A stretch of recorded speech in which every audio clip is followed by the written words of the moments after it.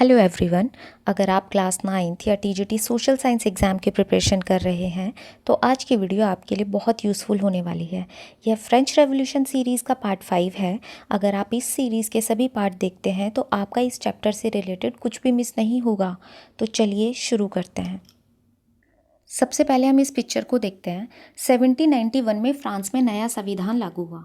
इसमें राजा की शक्तियाँ कम हो गई और लोकतंत्र की शुरुआत हुई। ठीक है, अब हमें ये देखना है कि सरकार किस तरीके से काम करती थी, सरकार कितने पार्ट्स में डिवाइड थी। तो सबसे पहले आया न्यायपालिका। न्यायपालिका क्या करती थी? न्याय देना इसका काम था। इसमें न्यायाधीश होते थे और ये कानून के अनुसार फैसले लेते थे। न्यायपालिका का काम होता था लोगों को न्याय देना। नेक्स्ट है कार्यपालिका। इसमें राजा और मंत्री होते थे।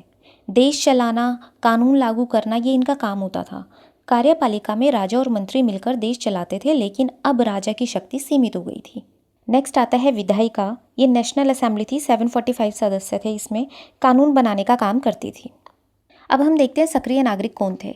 सक्रिय नागरिक वो नागरिक थे जिन्हें वोट देने का अधिकार था, जो टैक्स पे करते थे और जिनकी एज कितनी होनी चाहिए? 25 वर्ष होनी चाहिए या 25 वर्ष से ज़्यादा।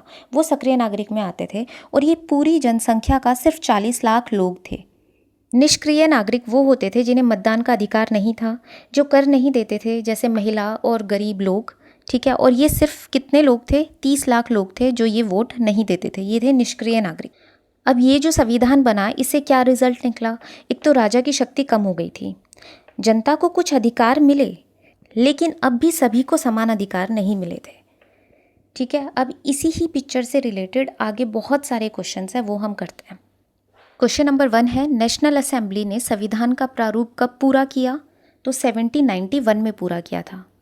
अगला क्वेश्चन है, 1791 में संविधान किस संस्था ने तैयार किया? तो national assembly, B option right. 1791 के संविधान का मुख्य उद्देश्य क्या था? राजा की शक्ति बढ़ाना, शक्ति का केंद्रीकरण करना, शक्तियों को सीमित करना या युद्ध करना। तो सी ऑप्शन राइट है, शक्तियों को सीमित करना। 1791 के संविधान का मुख्य उद्देश्य राजा की शक्तियों को सीमित करना था, ताकि सत्ता का दुरुपयोग ना हो सके। तो सी ऑप्शन राइट है। 1791 में संविधान में शक्तियों का विभाजन किन किन में किया गया? सेना, पुलिस या जनता, कार्यपालिका, विधायिका या न्यायपालिका, राजा, मंत्री, सेना या चर्च, राजा, किसान। तो बी ऑप्शन राइट है, विधायिका, कार्यपालिका और न्यायपालिका। फ्रांस में 1791 के संविधान के बाद किस प्रकार की शासन व्यवस्था बनी? गणतंत्र बना, निरंकुश राजतंत्र आया, संवैधानिक राजतंत्र आया या तानाशाही आई?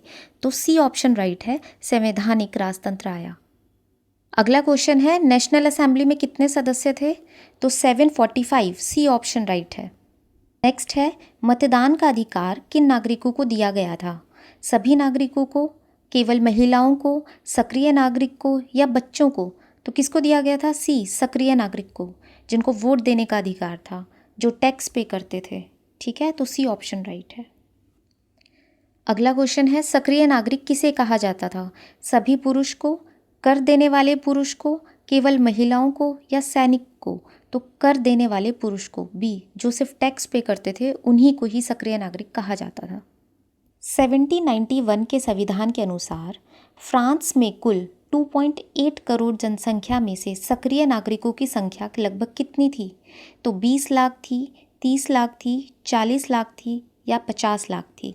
तो सी ऑप्शन राइट है, 40 लाख। नेक्स्ट है, निष्क्रिय नागरिक में कौन शामिल थे? करदाता पुरुष, महिलाएं, बच्चे और गरीब पुरुष, केवल सैनिक या केवल राजा? तो बी ऑप्शन राइट है, महिलाएं, बच्चे और गरीब पुरुष। 1791 के संविधान के अनुसार फ्रांस में निष्क्रिय नागरिकों की संख्या कितनी थी? तो 20 लाख थी, 30 लाख थी, 40 लाख थी या 50 लाख थी? तो निष्क्रिय की कितनी थी? 30 लाख, और सक्रिय की कितनी थी? 40 लाख। मताधिकार के लिए न्यूनतम आयु क्या थी? 18 वर्ष थी, 21 वर्ष थी, 25 थी या 30 थी? तो 25 वर्ष थी, सी ऑप्शन राइट। निर्वाचक बनने के लिए क्या शर्त थी? पढ़ा लिखा होना, करदाता होना, सैनिक होना या किसान होना? तो बी ऑप्शन राइट है, करदाता होना। निम्न में से किसे मतदान का अधिकार नहीं था? पुरुष को नहीं था, महिलाएं, करदाता या निर्वाचक? तो महिलाओं को नहीं था, चाहे वो अमीर हो या वो गरीब हो, महिलाओं को वोट देने का अधिकार नहीं था। 1791 के संविधान के अनुसार सक्रिय नागरिकों ने मतदान करके कितने निर्वाचकों का चयन किया था? तो 20,000 का, 30,000 का, 50,000 का या 1,00,000 का? तो 50,000 सी आंसर राइट है। 1791 के संविधान के अनुसार निर्वाचकों द्वारा चुने गए नेशनल असेंबली के सदस्यों की संख्या कितनी थी? 500 थी, 600 थी, 745 या 900? तो 745 आंसर है। 1791 के संविधान के अनुसार सक्रिय नागरिक किसे माना जाता था? सभी पुरुष को, अमीर पुरुष को, वे लोग जो कम से कम 3 दिन की मजदूरी के बराबर कर देते थे, या केवल सैनिक को? तो सी ऑप्शन राइट है, वे पुरुष जो कम से कम 3 दिन की मजदूरी के बराबर कर देते थे। अगला है, फ्रांसीसी संविधान की शुरुआत किस दस्तावेज से शुरू हुई? मैग्ना कार्टा से, मानव अधिकार घोषणा, पुरुष एवं नागरिक अधिकार घोषणा पत्र या संविधान सभा? तो सी ऑप्शन राइट है, पुरुष एवं नागरिक अधिकार घोषणा पत्र। यह 1789 में फ्रांस में जारी हुआ। इसमें स्वतंत्रता, समानता और अधिकार की बात की गई और यही डॉक्यूमेंट जो है 1791 के संविधान की नींव बनी। अगला है, पुरुष एवं नागरिक अधिकार घोषणा पत्र में किन अधिकारों का प्राकृतिक और अहरणीय माना गया है? तो किसको माना गया? केवल संपत्ति का अधिकार, जीवन स्वतंत्रता और समानता का, केवल मतदान का अधिकार, केवल शिक्षा का अधिकार? तो बी ऑप्शन राइट है, जीवन स्वतंत्रता और समानता का अधिकार। अहस्तांतरणीय अधिकार का क्या अर्थ है? जिन्हें बदला जा सकता है, जिन्हें छीना नहीं जा सकता, जो केवल अमीरों को मिलते हैं, जो सरकार देती है? तो बी ऑप्शन राइट है, जिन्हें छीना नहीं जा सकता। राजा का मुख्य कर्तव्य क्या माना गया है? कर वसूलना, युद्ध करना, नागरिकों के प्राकृतिक अधिकारों की रक्षा करना या कानून बनाना? तो सी ऑप्शन राइट है, नागरिकों के प्राकृतिक अधिकारों की रक्षा करना, प्रोटेक्ट नेचुरल राइट्स। निम्न में से कौन सा अधिकार घोषणा पत्र में शामिल था? अभिव्यक्ति की स्वतंत्रता, केवल धार्मिक अधिकार, केवल संपत्ति अधिकार, केवल शिक्षा? तो ए ऑप्शन राइट है, अभिव्यक्ति की स्वतंत्रता। अगला है, जॉन पॉल मरा कौन थे? राजा थे, सैनिक थे, क्रांतिकारी पत्रकार थे या न्यायाधीश थे? तो वो क्रांतिकारी पत्रकार थे, सी ऑप्शन राइट है। ये अखबार के माध्यम से गरीबों और आम जनता की आवाज़ उठाते थे, सरकार और अमीर वर्ग की आलोचना करते थे। ठीक है। अगला है, जॉन पॉल मरा ने किस अखबार में अपने विचार लिखे थे? तो लामी द पल्प। मरा के अनुसार संविधान किसके पक्ष में था? गरीब वर्ग के, किसान वर्ग के, अमीर वर्ग के या सैनिक के? तो वो किसके पक्ष में था? मरा के अनुसार संविधान जो थे वो थे अमीर वर्ग के पक्ष में थे। मरा के अनुसार गरीबों की स्थिति क्यों नहीं सुधर सकती थी? शिक्षा की कमी, कानून अमीरों के पक्ष में था, युद्ध के कारण या सरकार नहीं थी? तो बी ऑप्शन राइट है, कानून अमीरों के पक्ष में था। पुरुष एवं नागरिक अधिकार घोषणा पत्र किस देश से संबंधित है? इंग्लैंड से, फ्रांस से, अमेरिका या जर्मनी? तो बी ऑप्शन राइट है, फ्रांस से संबंधित है। नेक्स्ट है, जनता के प्रतिनिधित्व का कार्यभार अमीरों को सौंप दिया गया। यह कथन किसका है? रॉबेस्पियर का, नेपोलियन बोनापार्ट का, जॉन पॉल मरा या लुई 16 का है? तो ये है जॉन पॉल मरा का, सी ऑप्शन राइट है। यह जो चित्र है यह पुरुष एवं नागरिक अधिकार घोषणा पत्र है। ठीक है, और ये किसने बनाया है? ये बनाया है ले बार्बिए ने, डी ऑप्शन राइट है। टूटी हुई जंजीर, ये किसका प्रतीक है? ये दासों को बांधने के लिए जंजीर का यूज़ होता था, और टूटी हुई हथकड़ी आज़ादी या फ्रीडम का प्रतीक है, तो स्वतंत्रता का प्रतीक है, बी ऑप्शन राइट है। छड़ों का बच्छीदार गट्ठा किसका प्रतीक है? बताना है, एकता का, युद्ध का, दान का या एकता में बल का? तो डी ऑप्शन राइट है, एकता में बल का। जब लोग एक साथ रहते हैं तो उनकी ताकत बढ़ जाती है, तो ये किस चीज़ का प्रतीक है? एकता में बल का। नेक्स्ट है, त्रिकोण के अंदर आँख, ये किसका प्रतीक है? ज्ञान और जागरूकता का, पावर या गवर्नमेंट का, वेल्थ एंड पावर का या यूनिटी एंड स्ट्रेंथ का? तो ये है नॉलेज और अवेयरनेस का, ज्ञान और जागरूकता का। यह दर्शाता है कि समाज में हर व्यक्ति को जागरूक और सचेत रहना चाहिए, ए ऑप्शन राइट है। नेक्स्ट है, राजदंड किसका प्रतीक है? जस्टिस, फ्रीडम, रॉयल पावर या यूनिटी? शाही सत्ता का प्रतीक है, बी ऑप्शन राइट है। अपनी पूंछ मुंह में लिए सांप किस चीज़ का प्रतीक है? तो ये है लाइफ ऑफ साइकिल का, जीवन के चक्र का प्रतीक है।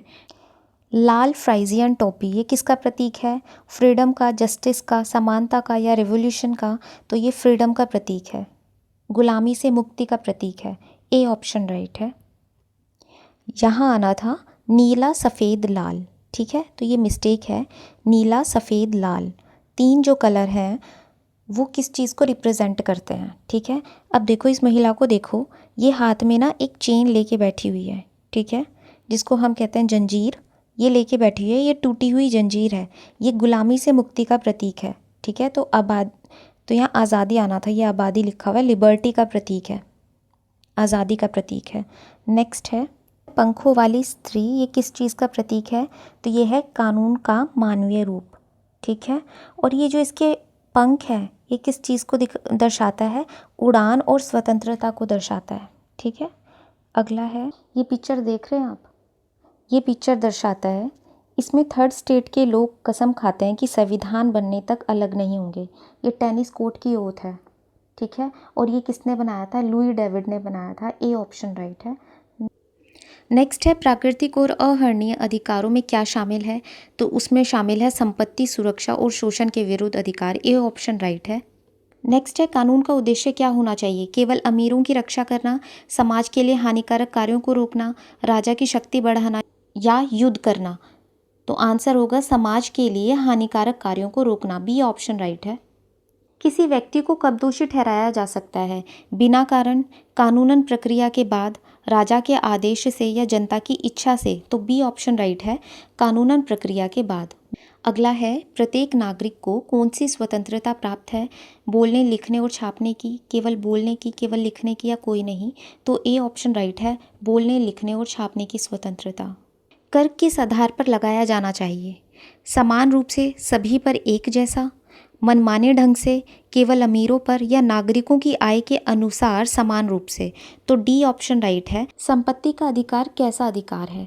अस्थायी है, पवित्र और अनुलंघनीय है, सीमित है या महत्वहीन है?